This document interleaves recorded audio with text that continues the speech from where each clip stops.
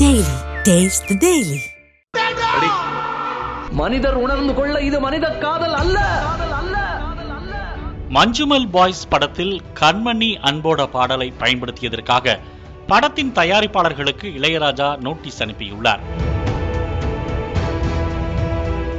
கடந்த 1991ஆம் ஆண்டு வெளியான குணா படத்தில் இடம்பெற்ற கண்மணி அன்போட பாடல் செம ஹிட் ஆனது. இந்த பாடலுக்கு இளையராஜா இசையமைத்திருந்தார். சமீபத்தில் வெளியான மஞ்சுமல் பாய்ஸ் படத்தில் கண்மணி அன்போட பாடல் பரவலாக பயன்படுத்தப்பட்டது.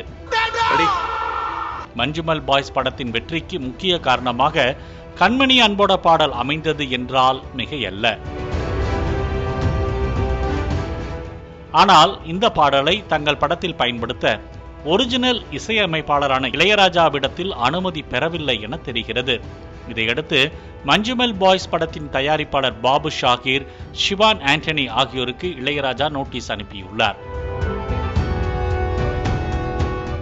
அந்த நோட்டீஸில் முறையான அனுமதி பெறாமல் தங்கள் படத்தில் பாடலை பயன்படுத்தியதற்காக இளையராஜாவுக்கு இழப்பீடு வழங்க வேண்டும் என்றும் படத்திலிருந்து அந்த பாடலை நீக்க வேண்டும் என்றும் கூறப்பட்டுள்ளது.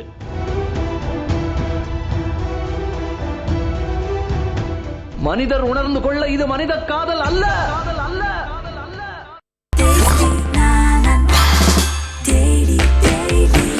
Taste the Daily.